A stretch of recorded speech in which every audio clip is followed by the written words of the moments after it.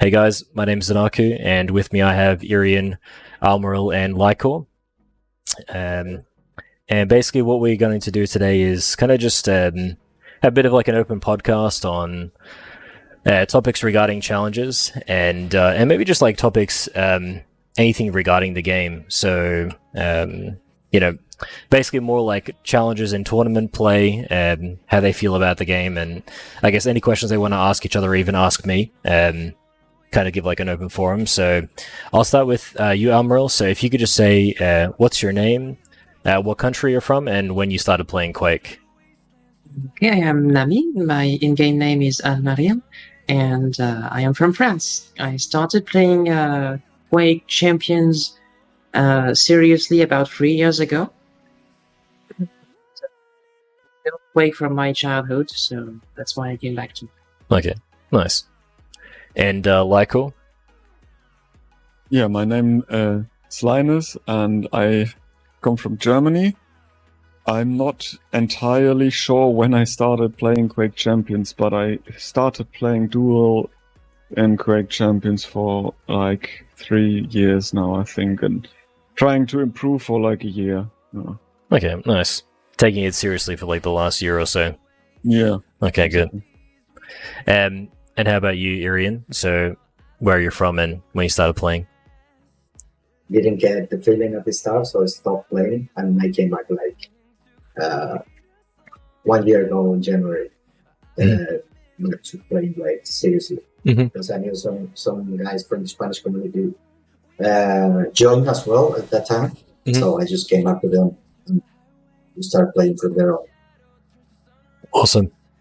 So basically what we're going to do is we're just going to go through topics on, well, I was going to just start talking about just topics I thought were kind of relevant or important, and then anything that they just want to like interject with like topics that they just want to know about, or they even feel like they want to talk about their game.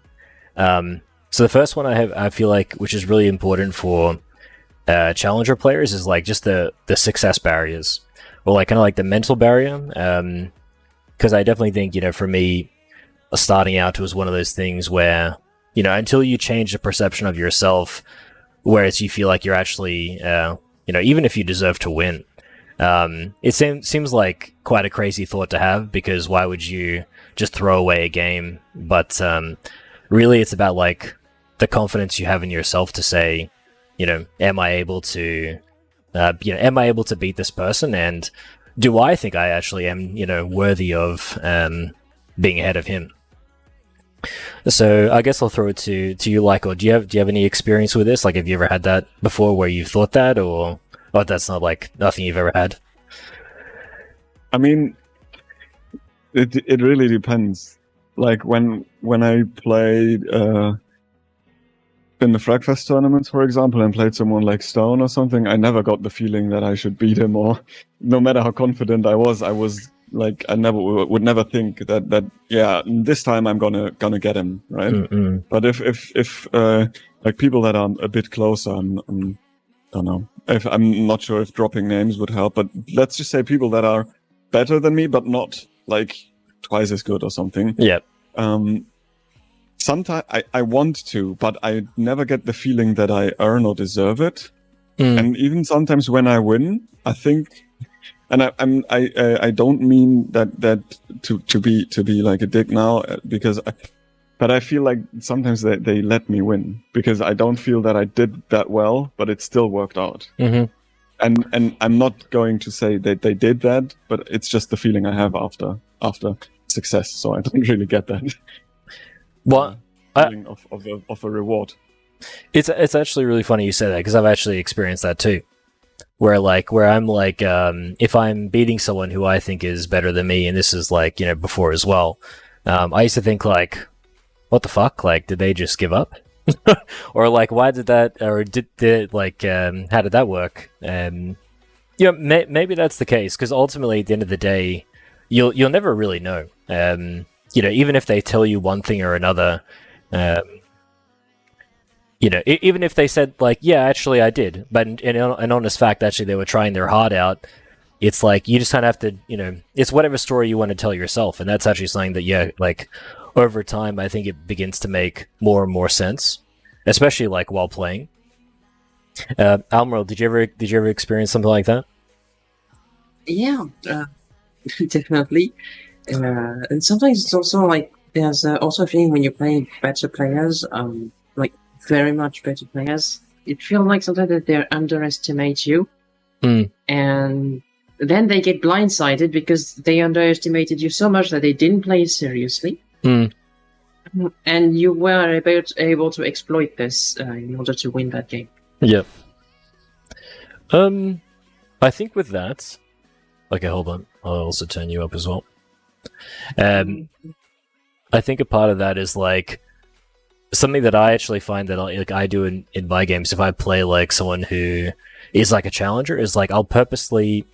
I feel like what some professional players will do is they'll throw as much at you until they're able to say, "Are you able to defend yourself?"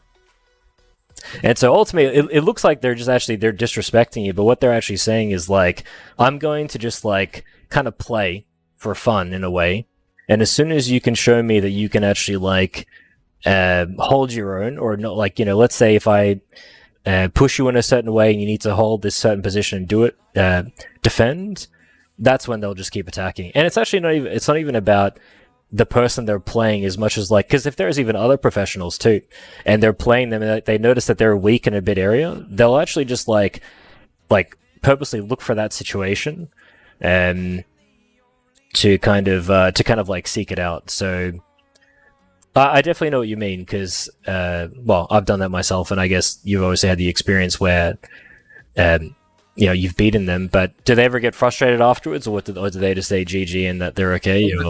No, honestly, he was very, very nice about it. He said GG, and he rated me because I took him out of the tournament. Oh, okay, nice. That's very sweet. Okay. Okay, that's cool. That's nice then. And Eirian, what do you feel? Do you ever have something like this? Yeah, not exactly like that, but just I'm gonna put an example. To enter the King Kong team, we had to earn it through a tournament with players here. They did the first one, which where I got eliminated by JSKey, which he ended up winning that tournament and entering on the King Kong team. So at that time, I felt like I could beat anyone in there, but for some reason I fucked it up. Okay? And then I kind of get frustrated, but not about the game, or I get frustrated about myself because I knew I could do it. And then the next tournament, because I was just kind of like putting a lot of pressure on me. Okay, the next tournament they did another contender just for another member of the team, and I just my mind just went completely different on that. I just say, just have fun, enjoy the game, read the situations, be calm, and do everything on that. And as the tournament went in, I just felt like, okay, this is happening. I'm starting to feel confident enough just to go in there. And I was reading the game perfectly. I knew when I had to be aggressive, I knew when I had to play defensive, and all that stuff just came along.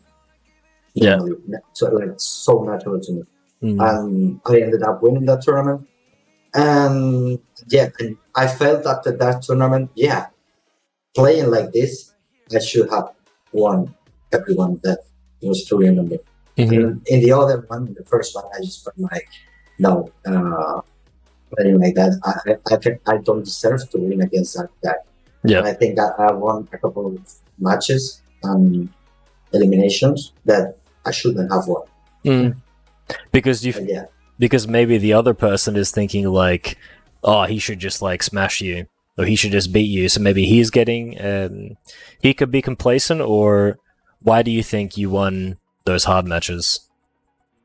Probably because I don't know. I just feel like I was just getting into a point like you had to be clutch in the game, because there was just some situation like it went just one way or the other, and I get to manage just to hit those shots, and I got to win them. Okay. But in the next tournament, it's just completely different. I never get to the situation. because I didn't put myself in that situation. And it's difficult to me to find, but I know that if I can find it again in the future, it can be a threat. But it takes, I don't know what it takes just for me to get into that position. You know? I think a lot of the time it actually is, how can I say, it actually is like unconscious, because naturally when you're playing somebody and then, you know, you're not feeling confident, how can I say, you're not feeling confident, and then like your reflections, how you act in the game is a reflection of that. And I think, I mean, it's a combination of a couple things. I'd say maybe like experiences being in those moments, but, and maybe just like also, you know, what you tell yourself, so you actually can just be relaxed, so you can just play. Because at the end of the day, you know, as much as we like try to win the tournament, or you try to do all these things, we have to remember like, to have fun.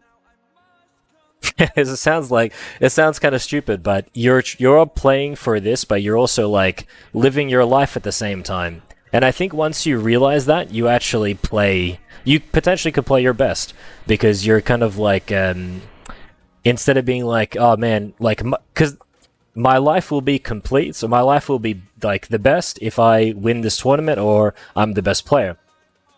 But ultimately, it's like, you know, even for people who have won, that shit doesn't really do anything. I mean, it's like, you know, for 5 minutes or for your ego, like it boosts you, but ultimately, like, you know, if you want to get really philosophical, truly, it's actually just to like try your best and have fun. As you know, as much as it's a bit of a meme, it actually is like that. I actually, if I can interject quickly, JSKey is here. JSKey's here. Okay, he can join. Can you message him, because I can't get out of the display capture? Yeah. Eirian, hold that thought for a second. Don't forget it. yes. Because if I leave this screen, then it'll show my Discord, so I'll probably be better this way. Also, guys, thank you for the 2 subs, Mikkel and Hickory. Okay, hopefully everything's going good. Hey, JSKey. Hello, everyone. There you go, mate. Thank you. So Thank you. I'll JSKey real quick, because we had everyone else do it. Just what's your game name? What country you're from? And when did you start playing Quake? Okay, so I'm JSKey. I represent Quake Squad. I play Quake Champions Science 2018. Okay. So yeah, I started on Quake Champions earlier. Nice. Okay, and Eirian, what were you saying before about having fun and doing that? Having fun, yeah. Well, I just say it like some kind of documentary or something like that, where you have to find the reward in each game that you play, in the room, in the training, in everything. If you put the reward in there and you see, okay, I'm getting better this day, it's okay if I struggle the next day, and instead of setting the reward at the end, when you get actually something like winning a tournament or something like that, then it's kind of like your brain just drops some more dopamine during the way, and it helps you get better and reach that goal, instead of like getting the reward when you get it. Mm-hmm.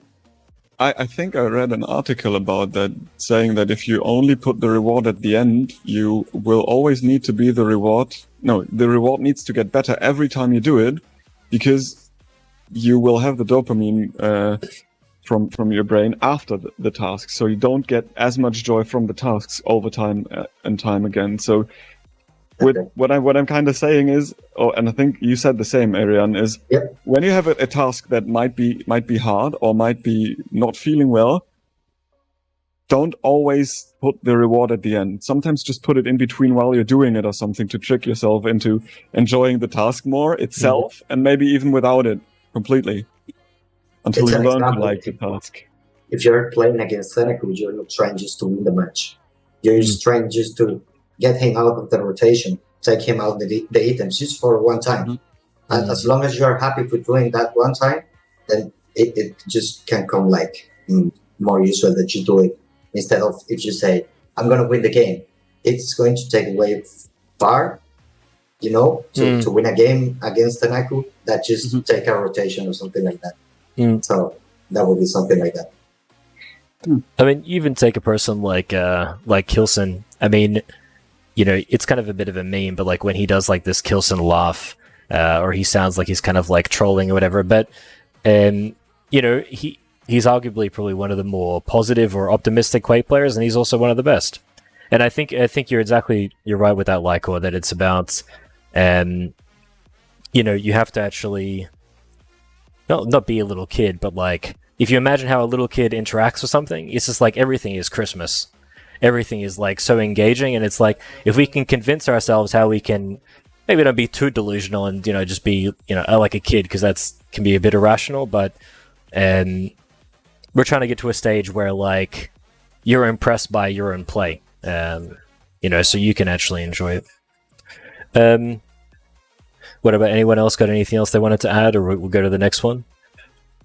Yeah, I wanted to add it's quite important to stay positive in the long run if you want to improve, because if you start getting into that negative mindset, which I have had for a while, a few months back, is that you just keep beating up on yourself and over and over and over again, and then you focus on all this negative stuff, and first of all you lose that fun. You just lose it, and also you focus so much on the bad things that you don't focus on the important thing, like how to improve, what you could do better, and simply enjoy yourself as well. Right.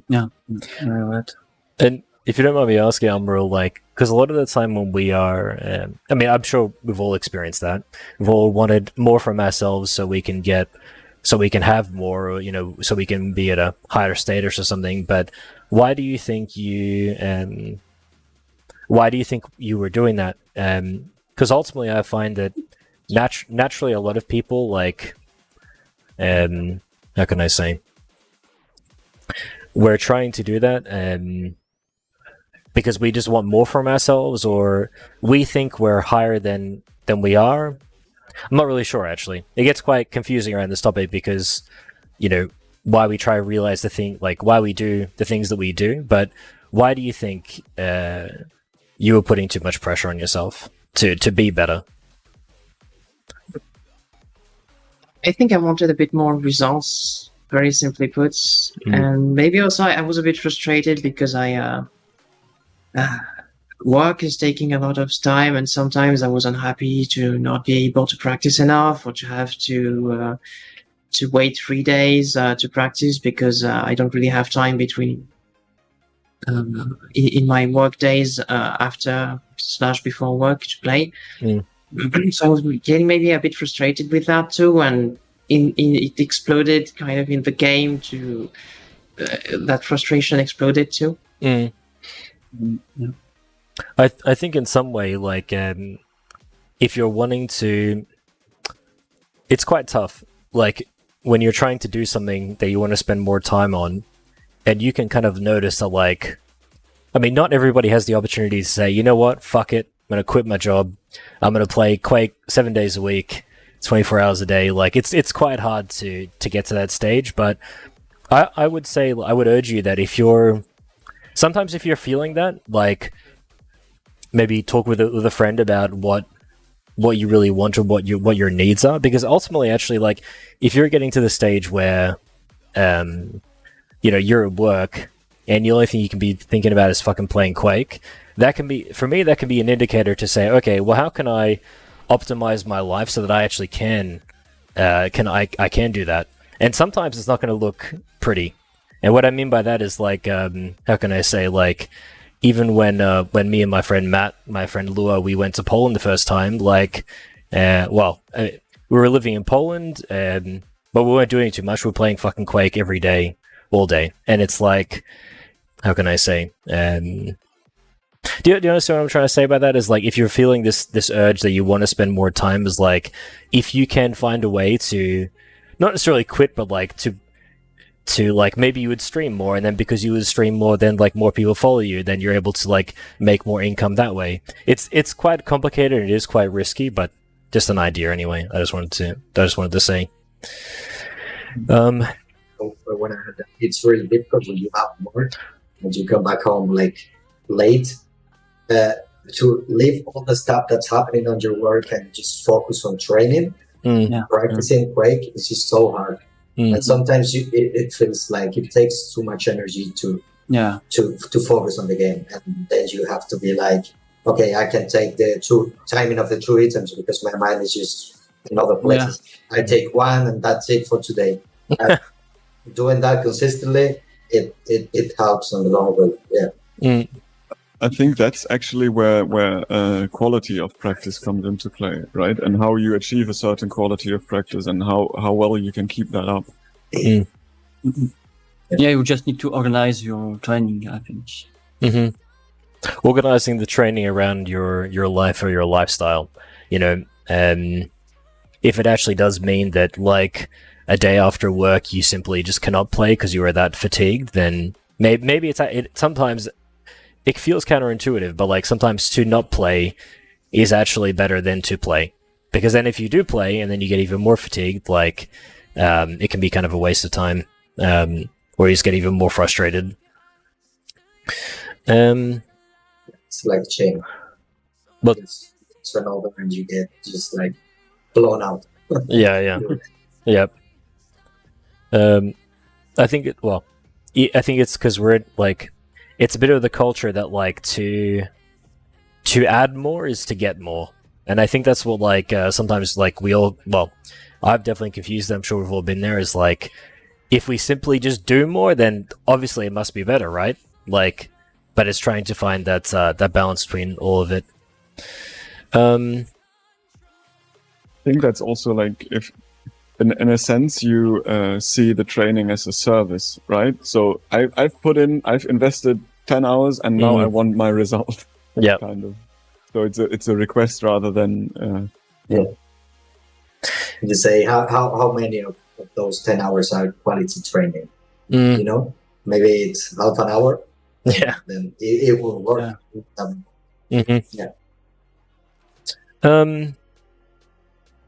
Well, the next question I did have, which I'm not sure how much it's going to work, but I was going to say, what questions do you actually have for each other? So, for example, like, I don't know, if you wanted to ask anyone else in the group about, like, something that's, because like what you were talking before about, like, I'm actually really surprised you actually mentioned it, and you actually used those words specifically, like, that you thought the other guy let you win. And it's funny how... Yeah, that might be a common thought for many people. That I've had that thought before, especially when I was getting better. So anyway, my question is: do you guys have any questions actually for each other, in terms about like, how can I say? I don't know, about the game, competition, what's bullshit? I'm not sure. Does anyone have anything, or not particularly, or? I would like to ask JSKey, because we've met in 2 tournaments, in Game Doing in Bilbao and in King Kong Barcelona.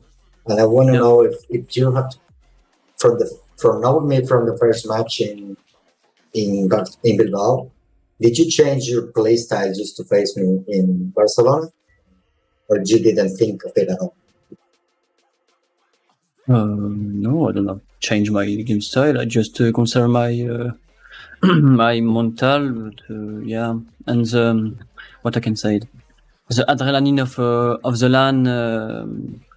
What I can say, you push yourself to get better.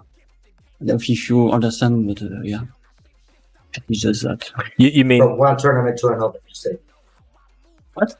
From one tournament to another? Yeah. Yeah. Cool. Yeah, in the Bilbao and Barcelona. During the game, for example, if you're facing me and you know to play me, you play defensive, and if you meet another guy that you are superior, maybe you are more aggressive, you adapt your playstyle, or you kind of like always play the same? I just adapt my game style about my opponent. I just if I have ever play my opponents, I just analyze game style and I have that the mind, and I just stage positions all on the game. Sometimes it can be good to do that, like to play sometimes a player, but then sometimes also good to just play whatever you're comfortable with and just like go, absolutely through with that. And anyone else? Did anyone have any questions for each other, or I don't think so. not particularly? Maybe I can say. Are you going to prepare the challenges that are coming this year? And how are you facing it? That's a question just to everybody. Actually, if I may answer first, I had a plan when I started to focus on improving. That I wanted to be competitive. Like, I don't mean that I'm able to win one of the challenger tournaments or God forbid the final tournament, but that I'm not like going to lose the first round 20-0, 20-0, right? So that I can actually like play the game on a much higher level than I'm able to now. That was my goal. So I'm still very far off of that, but I actually try to prepare. What about you, Almaril? Are you also planning to? How are you feeling about challenges? Well, definitely gonna play it. Hopefully, go far enough. I don't know what format it's gonna be, because to also kind of segue into the next question, it's also that I'd like some communication from the Quake Pro League team so that we know when the challenge matches are gonna be and how it's gonna work, and so that we can organize a bit around this. But in general, I'm definitely gonna play it. I'm gonna do my best and hopefully qualify. I think that's always kind of been a bit of a common theme with Bethesda or the game, and unfortunately, this is kind of like how they've had it. But I guess with something like this, it's like some philosophy that I always like to use is like always play with the information that you know. And what I mean by that is like, if because at the end of the day, if they haven't announced anything, you have to just assume that actually there is nothing. And I know that's like quite an extreme thing to say, but actually it's like, because what that's actually meant, like what that's preparing you to do is, how can I say? Because if you get to that stage and then there's nothing there, it's like, well, fuck. Because you've really set yourself up to have that. So I would say like, and it actually can be good, like play the game for fun. Play the game for fun. play the game for fun if you can. And then when it actually does come, and because then you have the same knowledge that everyone else has at that exact same time, and then then it's whatever. But if someone's willing to commit that amount of time without definite information, that's quite a big risk, and it's something that you have to think risk reward. It's like, does it make sense for me to do that or not? So, and I'll ask JSKey a sec as well. But Eirian, how are you feeling about the challenges and how much practice you're able to put? Yeah, I think I would just put like 2 hours a day of quality practice. Then on the weekends I can play more. And I'm just since I got into the team, I get to play with better people, higher level people like Sleep, which is my teammate, and he plays like really good. He's been on Quake Pro years ago, and Tipcakes too as well, Sombra, and even playing with Max and getting his feedback on what we are doing. That helps a lot. And you can see, if I watch a recording of games that I had from 1 year ago to now, you can notice the difference. And yeah, I just want to keep doing that. Just getting I think it's important just to get the ABC of the game just right, very into your head. It comes naturally. And then from there on, you can get just like positioning or get creative on implement your game style and all that stuff. And doing that, if by the time that the challengers come, you are feeling confident on that, you have done your job in there, I think it just comes to playing the challengers and seeing where it takes you. I think definitely like ABC Quake into creativity is definitely a really good way, because like at least I find that like in the And the higher matches, like, you know, if you do play ABC, you become like super predictable, but then the creativity is when you see all the crazy shit and people doing like, you know, barely getting away. That's when it's that's when actually the game also becomes quite enjoyable, because you're actually using like whatever you're strong at, whether it's like a particular weapon or a particular character, and you can say, you know, sometimes you can actually do like crazy shit. You can play, I don't know, like Athena on Corrupted Keep. Actually, I think this pick is actually not bad, but it's more about getting an opportunity to, you know, to express yourself and put it out there. But anyway, that's like, you know, over time. JSKey, how about you with challenges? I don't have Climb on my training, but I just need to rematch my VOD, and I just control my mental, and I really want to control my mental because sometimes I tilt so many times, and yeah, I just know my risky move, and yeah, just that. Because I know my mechanism is good, but the strategy is not very very good. Yeah. Just that. Trust me, what if you make enough mistakes, you'll stop pushing. I mean, if you're being very aggressive and you get punished every time, your brain eventually, hopefully, will say stop doing that. Okay, well, in a second. The next thing I was actually going to ask you about what you guys think about like the champions or the way the game is at the moment.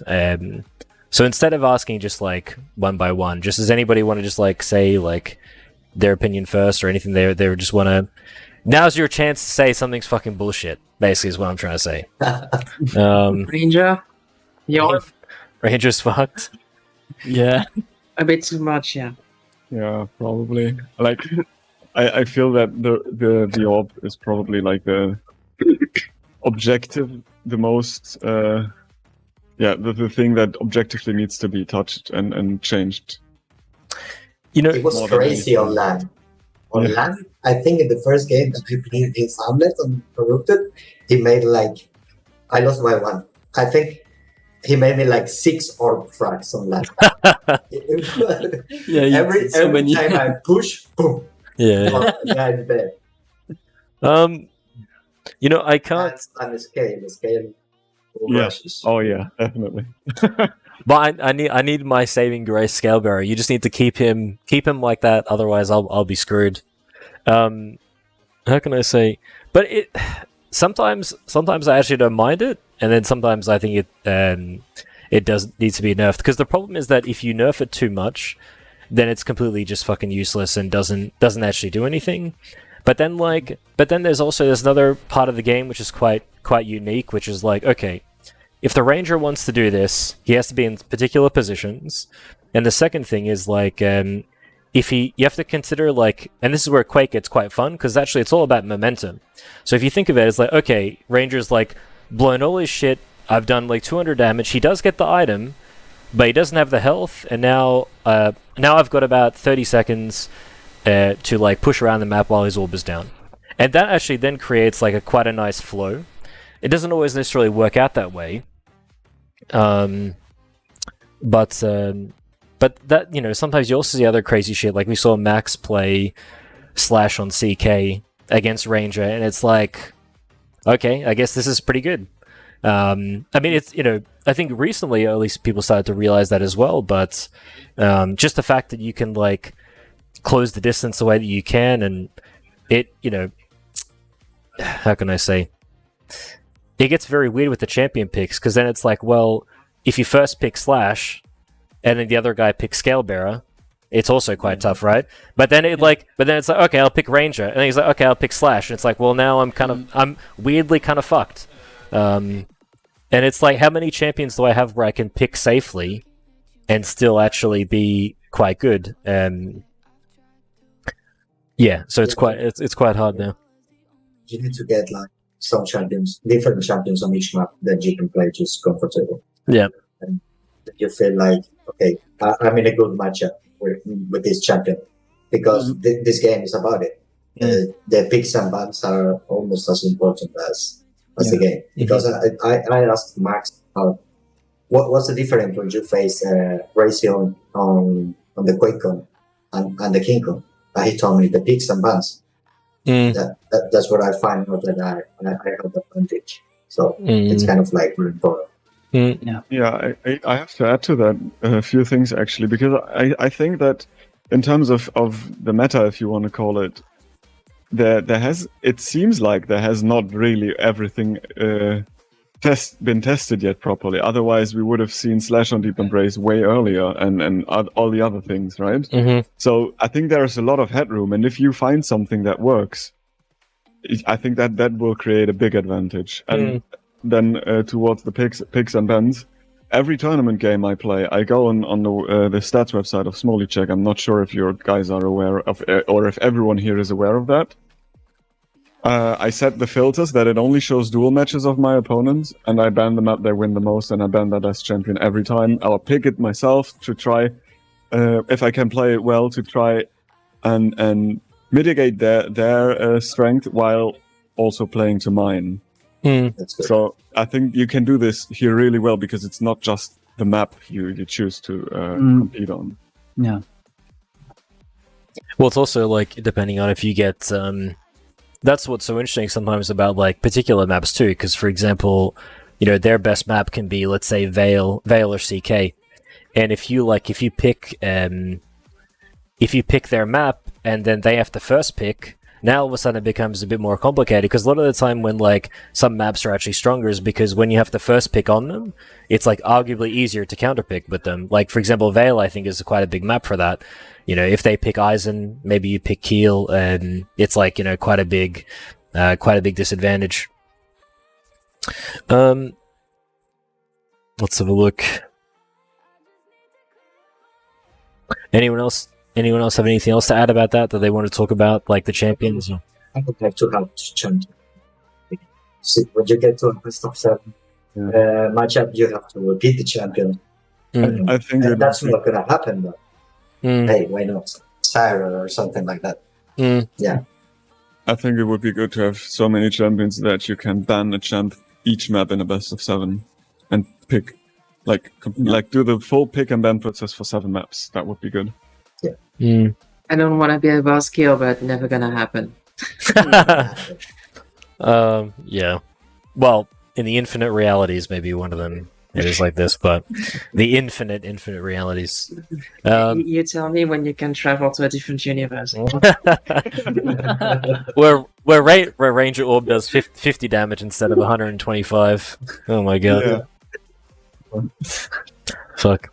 I think it's funny, like, a memory I have of this fucking Ranger Orb is like, I never used to thought so much about it until I played Strong Sage one day. We're playing Veil, and I think he was at shotgun, and he hit like an orb and rocket combo, but it did 225. Like I exactly had 225, and I'm like, okay, this is fucking like, how can he nuke me from long range and do 200 fucking not even 200 damage, 200 plus? I was like, holy shit. Anyway, okay. To be honest, actually, I didn't have too many other questions other than that. I think another champion actually that might need some touching is Athena, because with maps like Blood Covenant in the pool, it's kind of, there is not much many other champions you can get big value out of compared to when playing against Athena, because I mean maybe Razy with Clutch can do that, but the rest of the people are just going to lose. Last time we had that, I think Athena had like the best win rate on any other champion on Blood Covenant by far. Yeah, Athena can have the mobility, the verticality. It's a small hitbox, and she can take away the vibes from any other champion. Yep. It's pretty easy, but it's fun to play. If you get the chance to pick it. Yeah.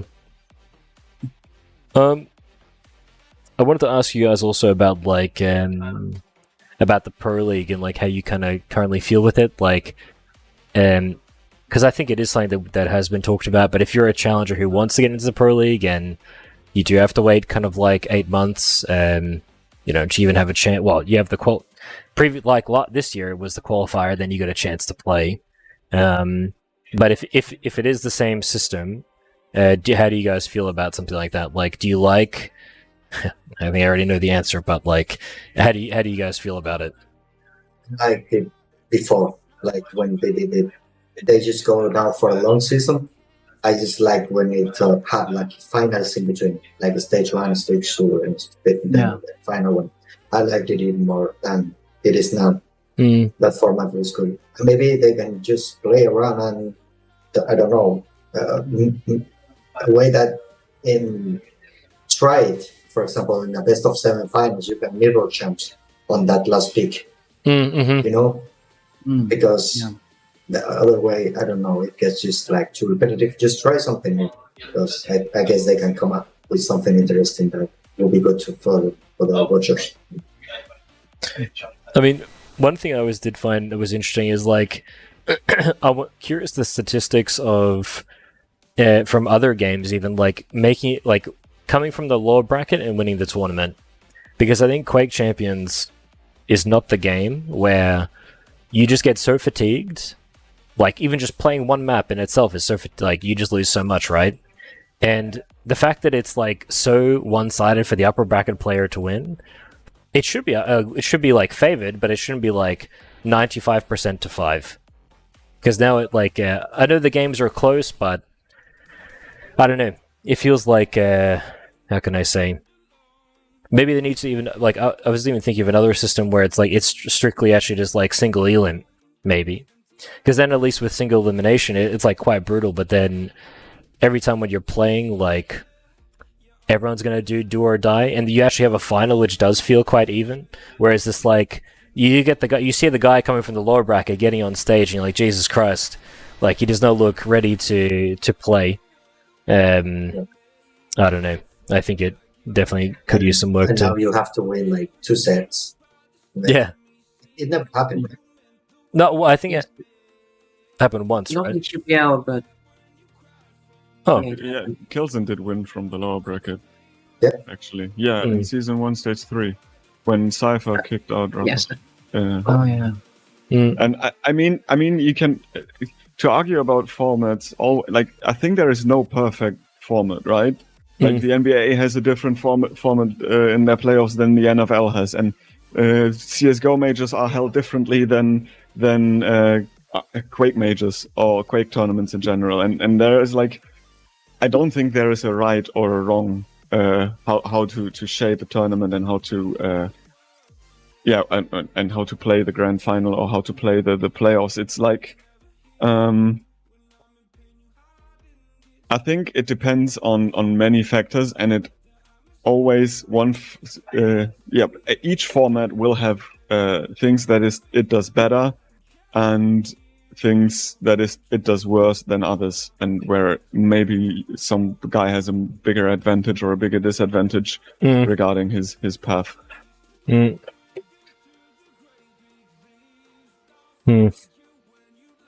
having 2 divisions, because the challengers right now it is so hard to get to the point that you feel like you are just a Quake player for real, like not a pro, but maybe a second tier player. And you can find it because you just go into the challengers and you can do a good. I mean, you can just do a good tournament, but if you fall down in semifinals, it means nothing because you are not able to play in anything. You have to prepare again for another challenger. You don't have like a second division or something like that. That would be great. I think that would definitely help having weekly challenges and weekly preparation, like for the challengers themselves too, because it's kind of what the QPL has for like 3 years now, right? They practice weekly, they compete weekly, and everyone else needs to find a way to do that as well to catch up. But then again, the community tournaments up until recently mostly excluded QPL players, so it was like capped in a sense that you wouldn't play in tournaments against guys that are much better. So you always stayed in your own world as a challenger, kinda, unless you won the challengers final and got a relegation game. I mean, even before too, like I feel like when I first came to Poland, even if you played ranked, actually there's like a fair amount of people even playing ranked that like you would try to get like other pros or like even just good games. But now it's like even quite hard to even get those games because like pros only will play against pros generally. And I'm curious actually how that would be, like even if you were to like run the Challenger tournament, like even if you had like, maybe if you have invites and then you had maybe played for like a little bit of money or for people who came like top 3, just to say, but I think it would never be, unfortunately, something that would be like facilitated by Bethesda, but you could have like something which just says, you know what, I came top 3 in the online Challenger season, even though it's not necessarily like the official thing that leads you into something. It's like, you know, something that people want to take seriously because, you know, maybe Shaftastic would put like the production, or, you know, people would say, oh, you know, like I said, like kind of like what KeenCon did, where if you came top 3 and you had a trophy, you had something to represent, you know, the rank that you came, not just something that's like just a sticker on a wall or something like that, or, you know, just something on your name.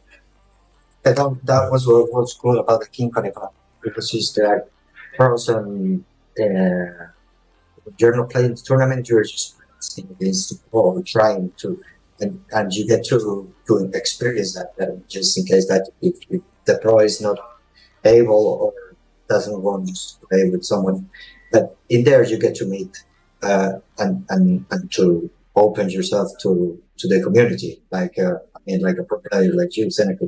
You play with Sleep or you play with JSKey or whatever, and it opens up and you see, okay, this guy is good at this and he can serve my training, like I can use it just for my training, and the guy has some potential and he can get better. It just helps all of that. So I just think that was a cool part of it.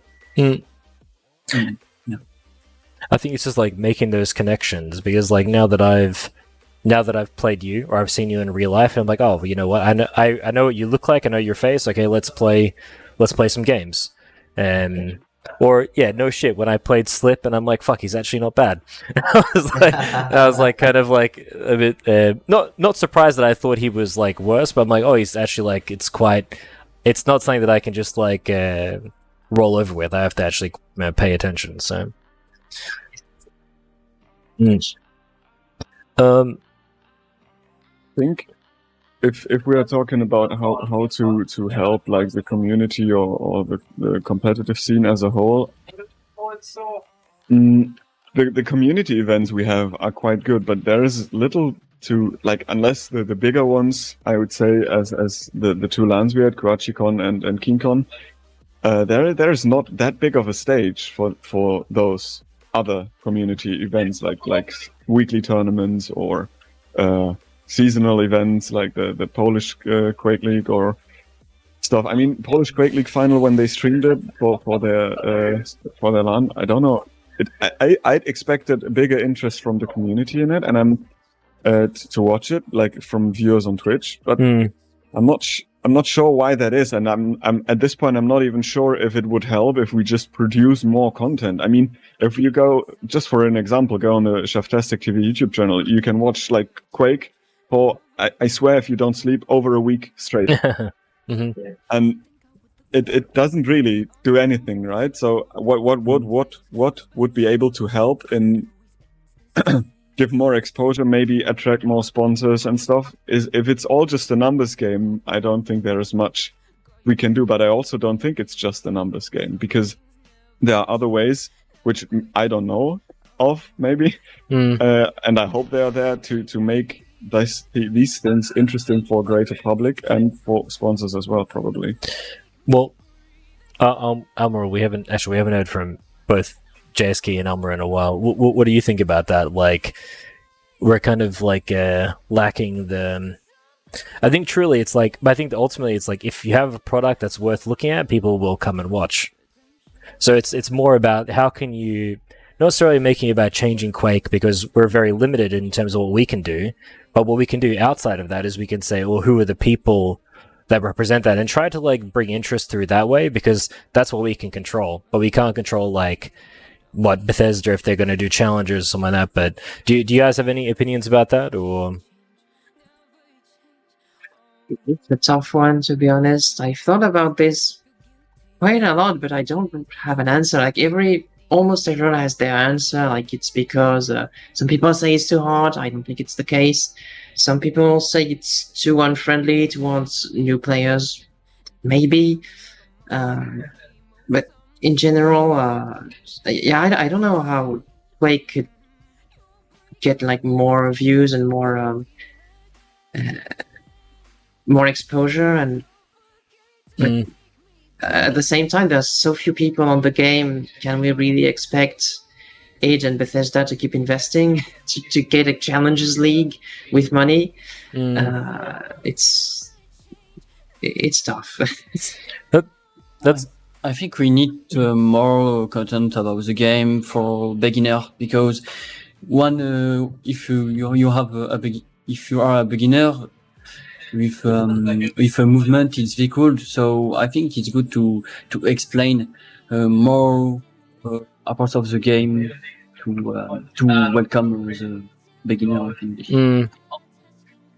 Well, I think what did I hear that I thought was quite interesting is like, one problem that the game has is like, in Counter-Strike or in Call of Duty, when you spawn with a gun, you only have one option. I mean, you just have the weapon and then you have the movement. But in Quake, it's like you have 7 options to choose how you want to fight someone. And they actually have all very different reasons why you do. And that's why I think it's like, for pick up and play, it's not very like, I mean, that's why Instagib, I guess, is like, we thought Instagib would save Quake, but that's not really going to do too much or something. I think 2v2. 2v2 is really fun. Yeah. Social component would help, certainly, I'm sure. Yeah. And maybe just, It's far too much.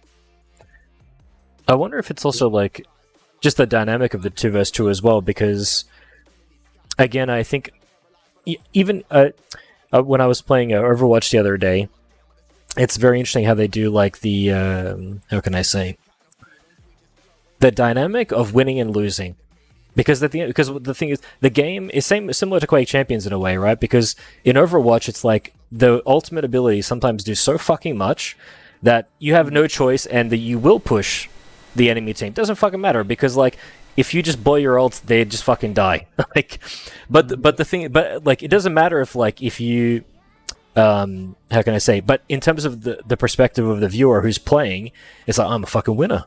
I fucking killed him. It's like the game was close, but at the end of the day, it's like it's actually designed to purposely like, oh, you're winning, you're losing, but Quake is like you just get fucking destroyed. I don't know. Maybe they need to have like a comeback mechanic. I don't know. Yeah, you can inject yourself with Almaril, and that's not gonna kill 4 people at a time. Yeah. Or if you actually, maybe Quake does need aim assist. No, but just like if you're super shit and the game is like you need to come back, you're down by 50 frags. Fuck it, you know what? Just have a fucking quad. I don't know. It could be good like that. Probably putting the tutorials that are out there in the resource tab in game could actually be a more proper a way of trying to help newcomers to learn it, other than opening it up for console with aim assist. Yeah, but you open all, you have to do like a tutorial and explain the mechanics and all of that, the binds and everything. And then you have to play some certain public matches just to get into competitive and all that stuff. So that would be great. But I don't think it's going to be implemented. Almaril, you actually played Overwatch, didn't you, as well? And 2016 to 2018, about. Do you think what I'm saying is true, or there's a bit more to it than just that? There's always a bit more to it, but it's true. Like some ultis are like so easy to use and so powerful that usually you're gonna get some kills out of it. Unless there's really a huge gap between the two teams, usually it's gonna happen. Yeah, like Reaper. Yeah. He's actually one of the easiest to counter. Yeah, but his ultimate is also super easy to use. Yeah. Because you can't do much with it. You can do a lot, but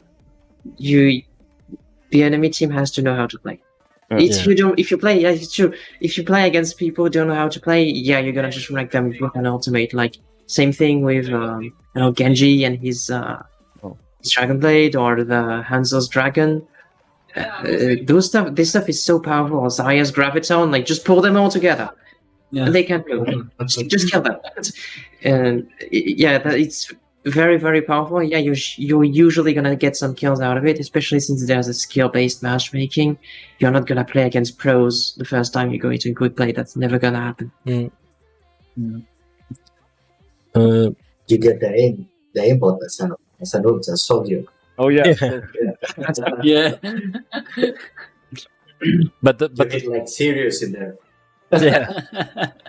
But the trouble, what'll happen is like they'll release a new champion. It'll be like 0, and instead of like every deathmatch lobby being fucking 8 rangers, it'll just be everyone playing 0 with like the aimbot. Do you know what I mean? Like if they made a new champion that had like an aimbot mechanic. Yeah, that'd be fucking like. Yeah. I'll be honest, guys. I actually don't have many more questions to ask. I have. Okay. You have your list. Yeah. Actually, so I don't forget, because what I wanted to know, maybe so I get, so I learn about different approaches and the viewers as well. What things in Quake do you struggle with, and how do you work on them, and how do you manage to maybe overcome a thing you struggled with in the past, which is not necessarily a strength, but not a weakness anymore? Well, actually, before I answer that, does anyone have to go? Is everyone still good to just keep going, or everyone's still good? Okay. Well, the method that I used when I was like getting better while playing was like what I would call like the plus one mechanic, which essentially like you would just like keep. One way you can get better is like you just amass as many games as you possibly can, but what you're essentially doing is like, when you're playing people who are better than you, you're just trying to like get the one situation and then +1. So basically it's like, okay, I'm gonna survive around this area with these amount of weapons. The very beginning is like, how do I just fucking not die? And then once you figure out how to not die, then you can say, how do I not die? And then get 1 item. And then how do I not die? And then like get more and more stuff. And what that's essentially doing is like, how much can you get away with? How can you just not let the game blow out? And then once you start doing that, that's when you start to realize like things you can leave out and things you can add. So you can be like, okay, now I understand like how much speed certain champions have, or some people say like, you know, playstyle, but I find it's a bit harder to analyze like a player's playstyle in game. It's more about I always find it's more about how you play. But sorry, the question was like, what's something that I was bad at, and how did I improve on it? Is that what you said? Yeah, like how do you work on like things you struggle with? For example, let's say you can't play versus a certain champion on a certain map. How do you work on that? What's your approach if you like have one thing that you can't like, you seem to can't overcome? Well, a simple solution to that, which I would probably advise is like the simplest one is like, so instead of sometimes like trying to be more niche and say this is how I solve the problem by doing this X decision, what I would more suggest to do is like, which is pretty much what everyone else would do, is like just play. It's gonna sound kind of silly, but like just play everything that's overpowered. Because what that's essentially doing is like, instead of trying to say how do I deal with Athena on this map and doing all these things, what you should just say, I'm either gonna ban Athena or I'm fucking picking it. And it's like, and because what you're essentially like going around the problem and saying like it's either going to be banned or I'm playing it. And then once you start playing it, okay, what are the counters that I have to face? How do I like make sure that I'm safe against those counters? Boom, that map is like sorted. And it's because sometimes, and you can go down this road, and I was kind of doing this to like a bit at QuakeCon, but I wouldn't necessarily advise doing it, is where you start getting too niche. It's like, okay, like what if I let Athena open and I let the other guy pick Athena, and I try different variations of being like, okay, maybe I'll try Strog here. No, Strog gets completely fucking raped.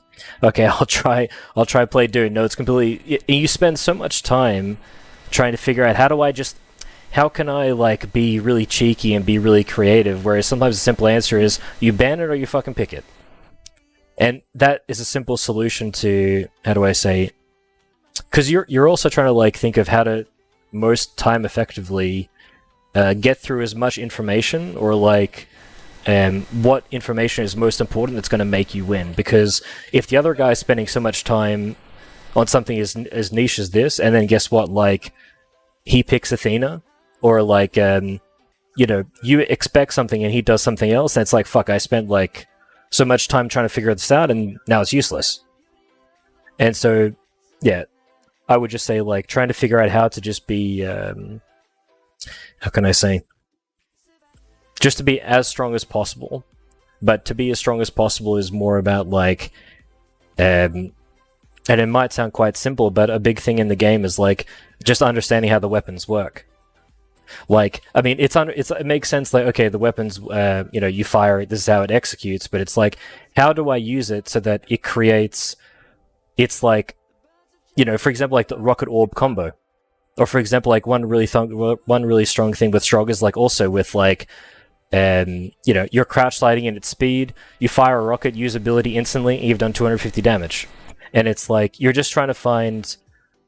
That's what all the other pros are doing as well. Just using the OP shit and then just abusing it to the highest degree. And that's what you need to try to like understand how to do that. So that you're not kind of like wasting your time trying to figure out what the fuck works on. Can I get Nyx to work on CK? Yeah, it can work, but like probably be better to do something else, Does that kind of answer your question, or? I think so. That was a bit more complex than I expected, but yeah, I think that was pretty much what I was asking. It can be a bit hard to sometimes like narrow it down to exactly like it needs to be this, because it's like it's a bit of this which is connected to that, which is connected to the amount of time you use. Like it can be quite tough. How about anyone else? Did you have more questions like her, or? Well, I think we'll go around a bit. Yeah, but Eirian, what did you want to say? Yeah, it's just coming as a challenger too. What did you feel that you made the jump? What made you? What was the decision that you just took and you say, okay, I'm gonna work on this. And then you actually just realized that you made the jump just to be on the higher level. What was it? I think truly, and I would get you guys to like experiment with this as well, because this is like really cool, is like you really have to play with the idea of like the do or die, or that this is actually truly what you want. Because for whatever reason, like if you genuinely really want it, like the amount of effort or the amount of focus you'll put into those moments is like 10 times what you'd do if you didn't give a shit. Like if you really care about you trying to get to this goal, you can see it in game by how quick you move, or how quick your decisions are, because you genuinely really want to fucking win. And I'll give you an example of this. Like when I was playing in Poland, and like if I didn't win that match, I wouldn't make money for like the next 6 months or so, until the next like tournament. And I probably would be okay, but it'd be really good if I did win this fucking match. So I remember like while I was playing it, is like, well, whatever happens, the guy in front of me needs to die. And it's quite intense, but you really, if you want to, like the other guy is competing the same thing for that you are.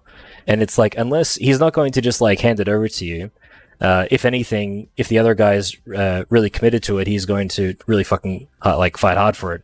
So you kind of need to, how do I say, don't get too emotionally involved, but you do have to feel like I don't know. The way I would describe it is that you're really just trying to push through this other fucking guy, and you genuinely have to like really believe it, that you're actually wanting to win this match. If you're just playing for fun and the other guy wants to win, more often than not, he, like, even if he's worse than you, they'll still beat you. because they have that fire, like they really want to fucking win. You have to keep competitive. Yeah. Competitiveness. Yeah. I experience something similar when I play in tournaments. Sometimes, like I always want to prove myself and prove progression. Sometimes that's really helpful, and I just get into a zone and I sort of hyper focus, and like you could poke me physically and I wouldn't recognize it, and everything flows. And sometimes I tilt on the first thing that goes wrong completely. Like there is no coming back for the next hour or so. I think I'm not sure where that comes from, because I don't think it's necessarily the pressure you apply yourself or you get applied on from others. Wait, what I would say to that is, like, we were talking earlier about the dopamine thing and like having to, if you set a goal outside and having to constantly increase it. How can I say? I think it's like when you see this is why you have to remember that, like, the human brains are like quite clever, but they're also quite stupid. And what I mean by that is, like, if you can trick your, like, kind of convince your brain about what you're trying to achieve, then suddenly motivation, focus, it all comes into play. If I were to tell you, like, you're going to play a practice match, but if you win, you get $1 million. But and then another situation is, like, you play the practice match and you're just playing a practice, right? You're just playing it for practice. So it's like, how can you, like, I think one thing, if you even look at like Rafa Kilson especially, the way that they play practice, especially when they're taking it seriously, holy shit. Those guys are actually like, they're because what they're doing is like, they're simulating what the tournament is going to be like. So it's like, if that moment happens, is like, how do I react as if I was already in the seat where that moment actually does matter? And once you start doing that, it's like, now when they get to the hot seat, it's like they have a bit more understanding of like what's going to come their way. It's so much to do with like, how do I say, expectation and like, yeah, setting yourself up to already prepare yourself for a future event, if that makes sense. But it all comes down to motivation. Is like, it can be hard to do, but if you set those small goals, and I think the best thing you can do is like get, like I said, a friend you can trust or someone who's in your corner and just say, what the fuck are you doing? Because a lot of the time we just need to slap on the head and say, oh, I didn't know you were wasting time today. And it's like, because like, as soon as you do that, all of a sudden your approach to the game is completely fucking different. Because then you realize that, holy shit, actually I am wasting my fucking time. And then you can either choose to stop or you can choose to play more. So you could either do that yourself or get someone who can do that for you. Yeah. Yeah. What about you guys? Almaril, JSKey, do you have anything you want to say? JSKey, go ahead if you have something to say. How you prepare to LAN? What is your routine to prepare LAN? Unfortunately, if I have to be completely honest with you, I don't have the best LAN preparation. I think, because for me, I feel like even in my own perspective, I've never been in a position where I felt like I could actually win a LAN. So every time when I'm going into a LAN, I'm never truly actually thinking like, you know, I'm going to take it, because I'm kind of still thinking about where I'm actually at.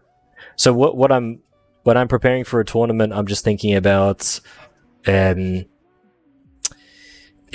quite hard. Well, I'm mainly thinking about like what's kind of broken at the time, or I'm thinking about like on LAN how things are different on LAN than they are online. So for example, like Slash online can sometimes be fucking ridiculous, but on LAN you actually do have like a few more solutions.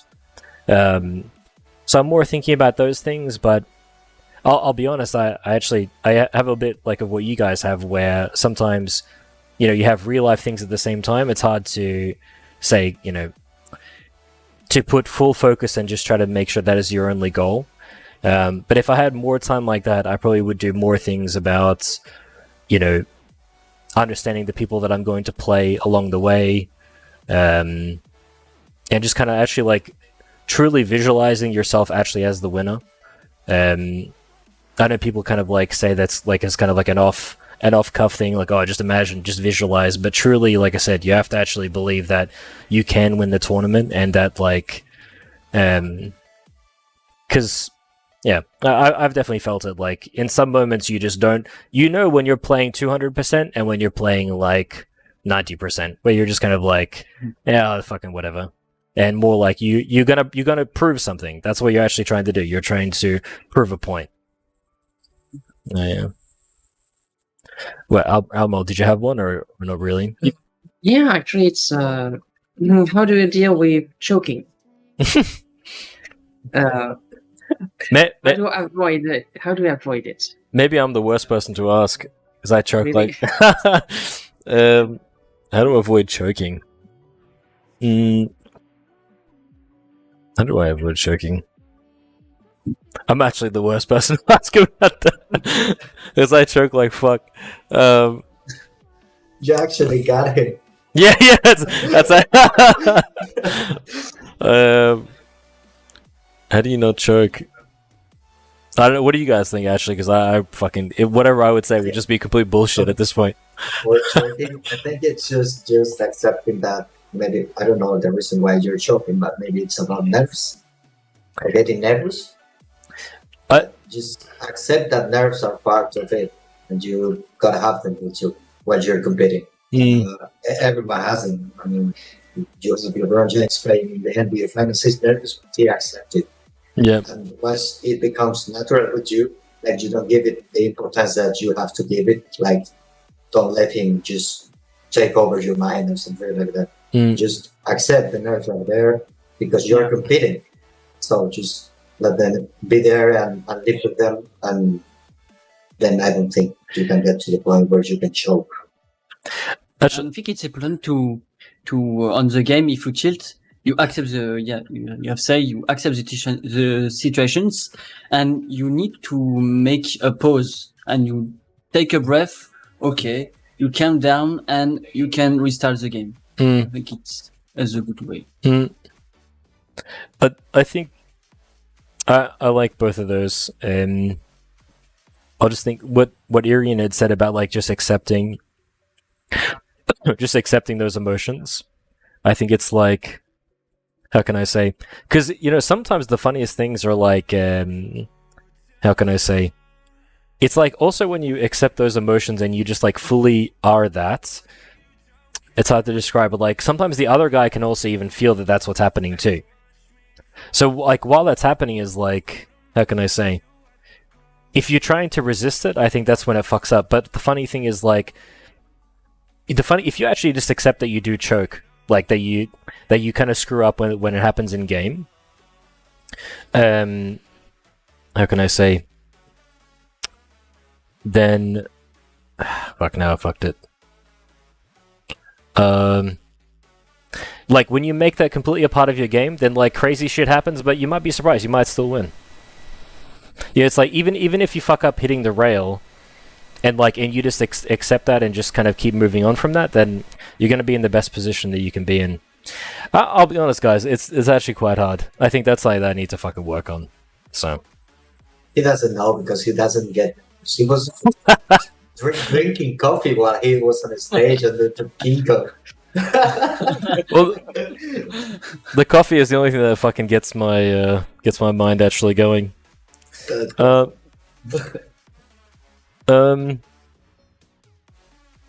Okay, well, how do you guys feel? I actually kind of need to use the bathroom, to be fair.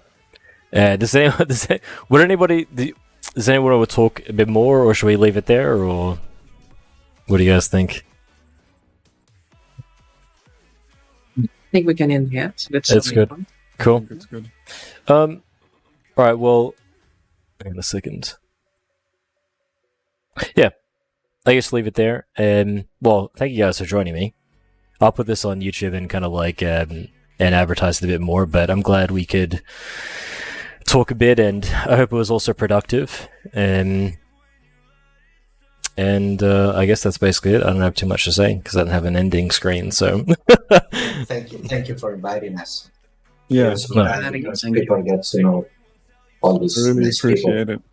Well, I think also this is good for like, because I think a lot of the time the people who, even if you are a challenger who's watching right now, this is kind of something that everyone else also can understand to some extent. Like we all experience these things, and it's not just unique to yourself. Like, fuck, I'm the only person who gets nervous or something like that. I think it's actually truly what more this podcast was more about. That it's understanding that everyone's kind of experiencing the same thing, and that you don't have to feel bad about it, and you can kind of actually move forward with that. So I think it's good. Okay, guys, I'll end the stream there. So thanks again, and yeah, well, we'll see you boys soon.